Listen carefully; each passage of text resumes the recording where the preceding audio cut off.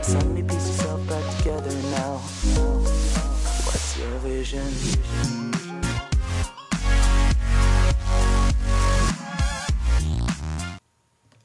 Hey guys, welcome to another episode of the Pop Culture Galaxy Show. I'm Mark Bridge and I'm your host for this episode, and we will be talking about a lot of stuff, including the Eternals, which Marvel just dropped the trailer for, and it was pretty cool.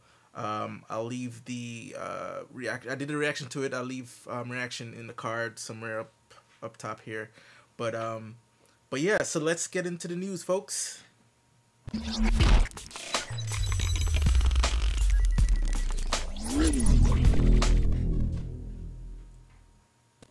As I mentioned off the top, Marvel dropped the trailer for the Eternals, and with the trailer, they also dropped a really cool-looking poster. You can check it out right here. I mean, not much to see, but it's very scenic. Now, the film is directed by Chloe Zhao. She just won the Academy Award for Nomadland. I haven't seen the movie yet, but I've seen, snippets and trailers and stuff here, and I must say that the trailer for this movie does look like a Chloe Zhao film. It's very scenic. It looks like it's very they went outdoors for this movie. Not a lot of green screen stuff, and I think that's what they're going for, and you can tell by the trailer. It's pretty much on set. Who knows? Maybe that picture was taken on the day, like with the sun is setting or rising. I think it's setting. Rising, because it says in the beginning. So maybe while the sunrise, they kind of took the picture, and that was the poster right there. But yeah, that's definitely the poster for the film.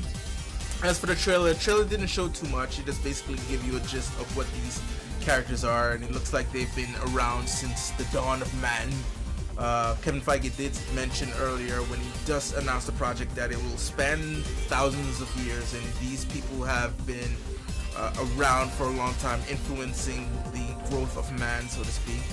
And so you'll see a lot of that, but it definitely takes place after Endgame, because there's a bunch of sequences that give you the indication that it takes place in modern time, including that last tag at the end where one of the characters, I think her name is Sprite, is asking with Captain Rogers and Iron Man gone, who's gonna lead the Avengers, and of course Icarus nominates himself, and everyone laughs at that. But it could be possible, because I believe if it wasn't him, I know Black Knight and Cersei becomes a part of the Avengers, but I'm not sure about Icarus. I have the omnibus that I'm gonna check out, and I'll do a review of it as the closer the movie gets to kind of work the YouTube algorithm. But I have the omnibus that I'll check out, but I don't know too much about them. Not a lot of people know a lot about the Eternals, but same thing can be said about the Guardians, and look how that turned out. Hopefully this will be another hit for Marvel, and it comes out later in the year, which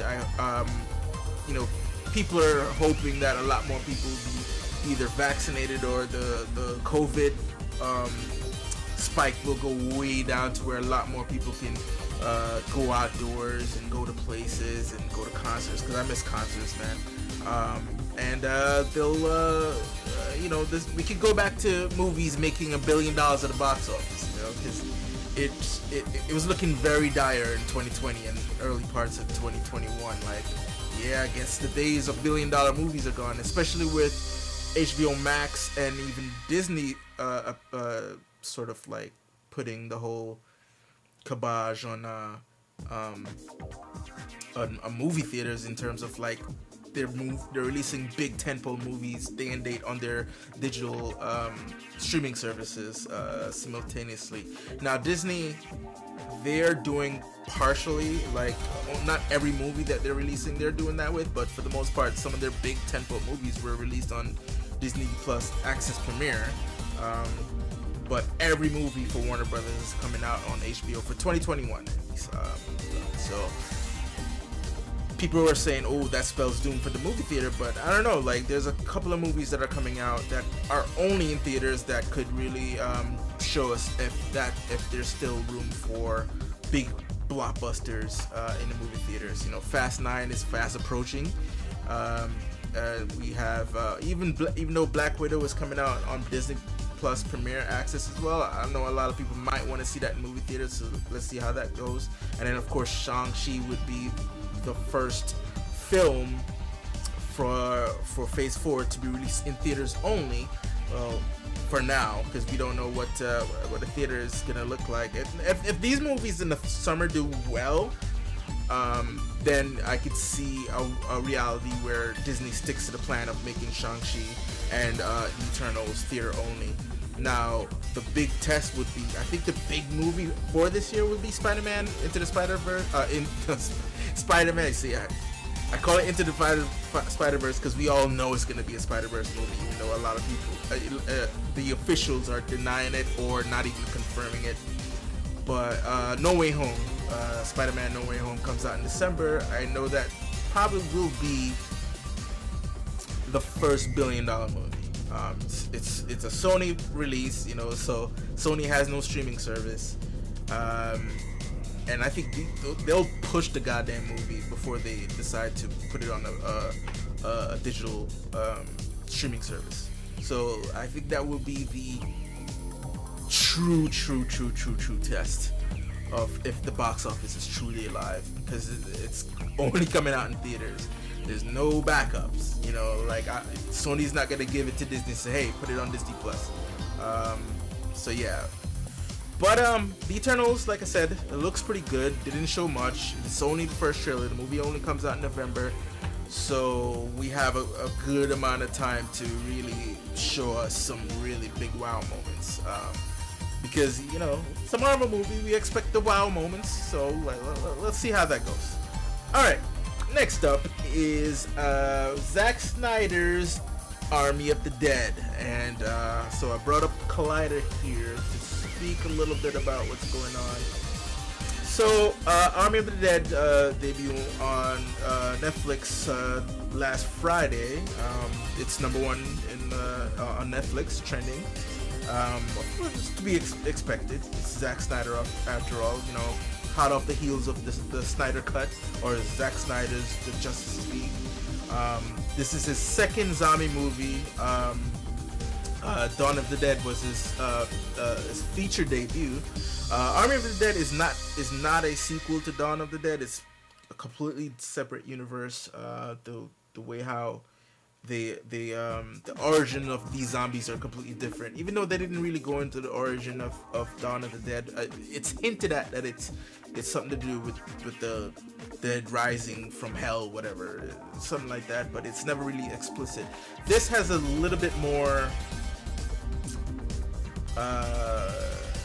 punch into the origins of this zombie outbreak, and it's strongly implied that it's alien related. And but basically what Zack is doing now, is building out a zombie universe for Netflix.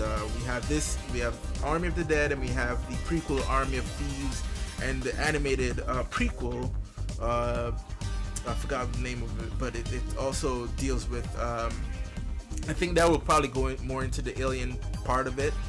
So, and then now this, the way how this movie ends, you know, it's very strongly hinted that it's to be continued, as Omar Hardwick, I think his name is, his character is the sole survivor other than Batista's daughter in the movie. She survived, but Omar Hardwick's character, he survived, but he's bitten. Now the thing is, he was bitten a while, but it took longer for him to turn into a zombie. And at a Q&A, Zack kind of gave the reason why that was the case. I think he's suggesting that Omar's character would be the new Zeus. Now Zeus was in the beginning of this movie where he was in the container. He escaped, and then he starts fighting a bunch of people, and then he's like the alpha zombie, the smart zombie. And whoever he bites becomes smart zombies, and then when whoever, I guess that I'm trying to figure out how that works, because he's biting all the smart. Oh, whenever he bites the zombies, they become smart zombies. But then when they bite other people, they become the dumb zombies, I guess. But he's the only one who can create smart zombies. So yeah, I think that's the basic gist of it.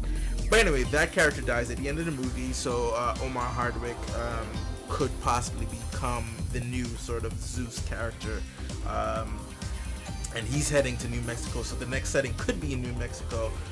We don't know yet, but we have a little snippet of what Zack saying he has in store for 2, which is only one word to say it's gonna be insane. I mean, we can tell, like, there's so many stuff that was brought up in the first movie that is yet to be resolved. Like, for instance, what's up with those cyborg zombies? Like, I was just watching the movie, and then, like, this random zombie gets shot in the head, and then, like, his face, it's like a faceplate was revealed, and it's like, you know, glowing eyes. I'm like, wait, that was random. What the hell? A cyborg zombie? No explanation. So we'll definitely get some explanation on that front, either in the sequel or whoever spin-off project that they're working on for this universe. But yeah, it looks like Netflix is giving him the sort of creative control that he wanted with the DC movies, and they just didn't give him that. Warner Brothers didn't give him that, and Netflix says, "Hey man, we got all the monies right here. Build us a universe," and he's definitely having a lot of fun. I can tell. So yeah, Zack, Army of the Dead was pretty good. You know, I enjoyed it. There's a lot of plot holes, but all in all, it was very enjoyable, and I'm sure that once we get to Army of the Dead 2, which I'm sure Netflix will, you know, give either the same budget or a bigger budget to, you know, help sell his vision more. I must say this. This is, like, I think Zack's first time working with digital, and this movie didn't look as sharp and cinematic like his other movies, because I think that's just probably like the drawback of working on digital, or you have certain cinematographers that knows how to work with digital, like Roger Deakins, to make it really look beautiful. But for some reason, like this movie kind of had a little bit of a muted color. Like, you can tell it's still in the style of Zack, but it's just a lot more muted than his previous efforts. And I'm just wondering if it's just digital, because he made the change to digital, that it just didn't look as crispy and sharp and beautiful like his other movies. But hey, let's see. You know, he probably gets a little bit better, and once he goes to work on the second project. Alright, so that does it for the movie news. Now let's jump on to some TV.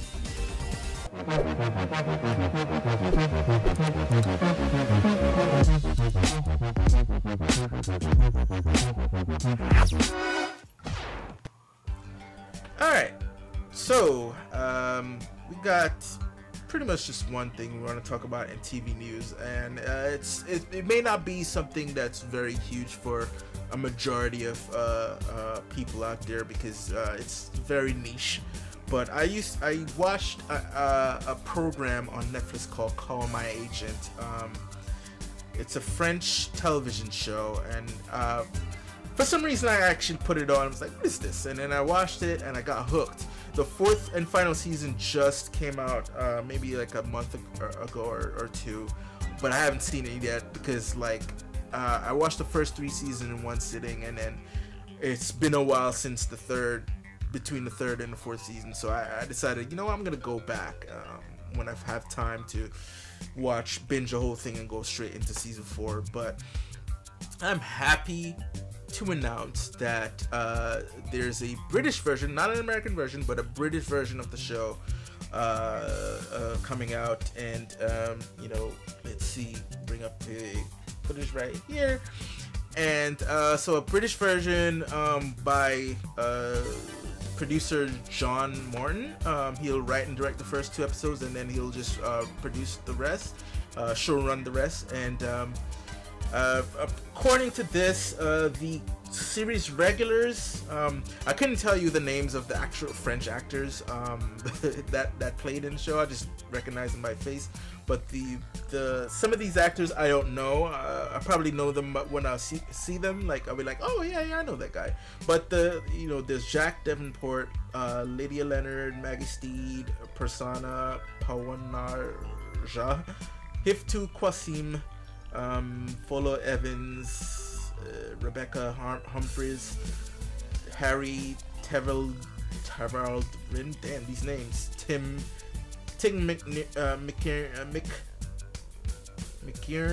McInerney, Natasha Little, Edward Blumel,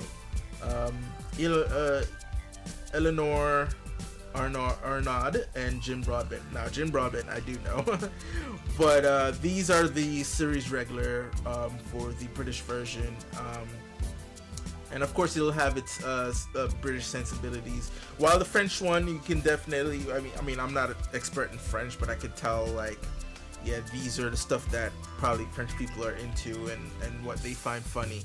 And then of course I'm more familiar with British humor, considering I'm from a British colony myself, Jamaica. I mean, there's no a former colony, I should say, so we do still recognize some of this British humor because we do watch some of their stuff.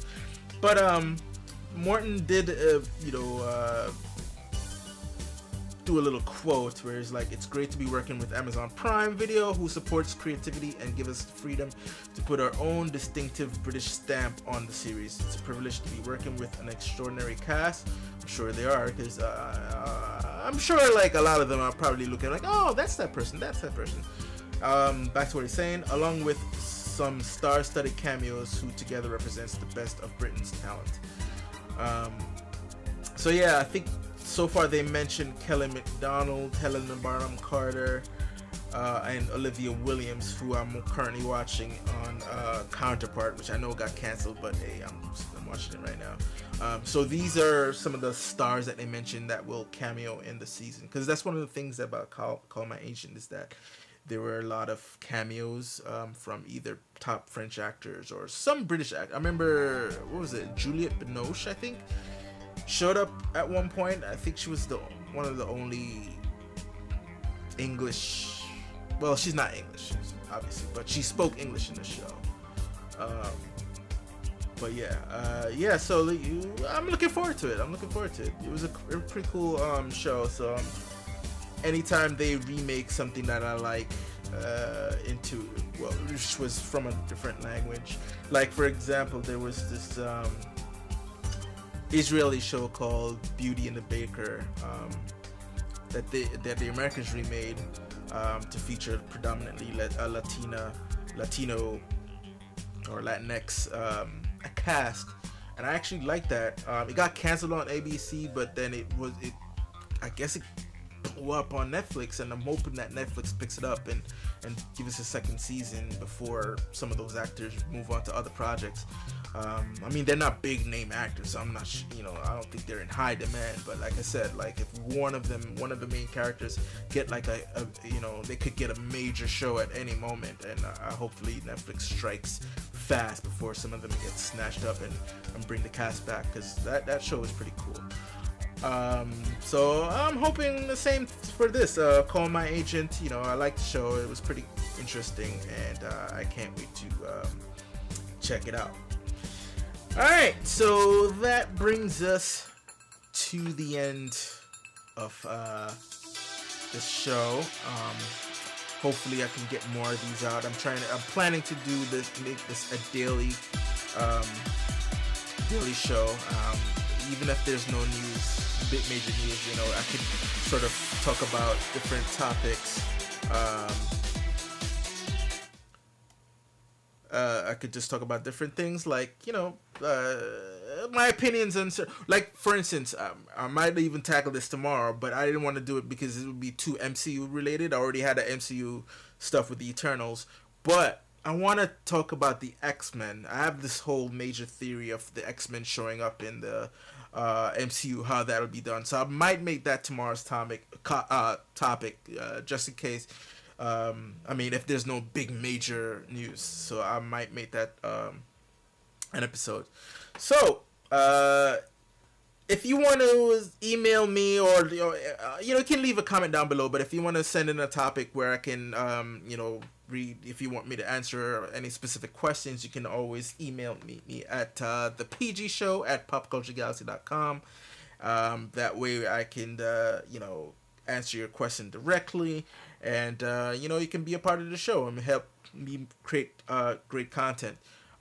So don't forget to hit the like button, subscribe so you can get more notification to more video. Make sure you hit that notification bell, and so until next time, folks, I want to say peace.